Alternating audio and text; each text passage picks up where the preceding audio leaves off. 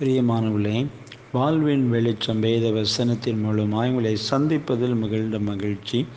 இந்த நாளுக்குரிய வேத வசனம் 113 சங்கீதம் 7வது வசனத்திலே நாம் பார்க்கிறோம். அவர் சிறியவனை புழுதியிலிருந்து தூக்கி விடுகிறார், எளியவனை குப்பையிலிருந்து உயர்த்துகிறார் என்று சொல்லி பார்க்கிறோம். இதில் 2 காரியம் சொல்லப்பட்டிருக்கிறது. ஒன்று தூக்கி விடுகிறார், இன்னொன்று உயர்த்துகிறார்.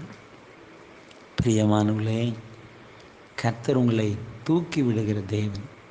ஒருவேளை இன்றைக்கி உலகத்தில் நம்ம வாழ்க்கையில் பார்ப்போம், யாராவது நமக்கு சப்போர்ட் பண்ண மாட்டாங்களா, நம்மளை தூக்கி விட மாட்டாங்களா, சில எதிர்பார்ப்பாங்க. ஆனால் யாருமே முன் வரல, யாருமே நம்மை தூக்கி விட முயற்சிக்கலை.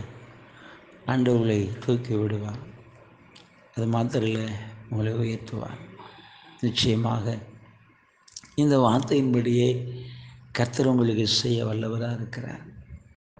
தூக்கி விடுகிற தேவன், உயர்த்துகிற தேவன்.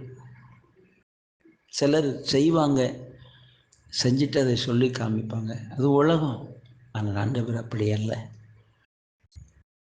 அல்லேலூயா. அவர் உங்களை தூக்கி விடுவார், உங்களை உயர்த்தி வைப்பார். கண்களை மூடி நாம் ஜெபிப்போம். நன்றி தகப்பனே, இந்த வார்த்தை கேட்கிற ஒவ்வொரு பிள்ளைகளுக்காக ஜெபிக்கிறப்பா.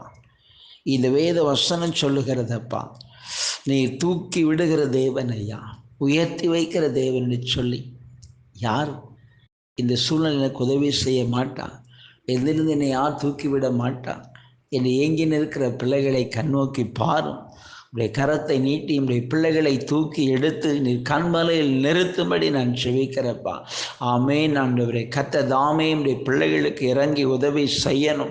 நீ தூக்கி விடுகிற தேவனப்பா, நீ உயர்த்துகிற தேவன். அப்படியே ஒவ்வொரு பிள்ளைகளையும் நீ தூக்கி எடுத்து கண்மலையில் நிறுத்தி உயர்த்தி ஆசீர்வதித்து மகிழப்பன். சில அன்புக்காக நாங்கள் உம்மை துதிக்கிறோம். மீட்பு நல்ல பிதாவே. ஆமென் ஆமென்.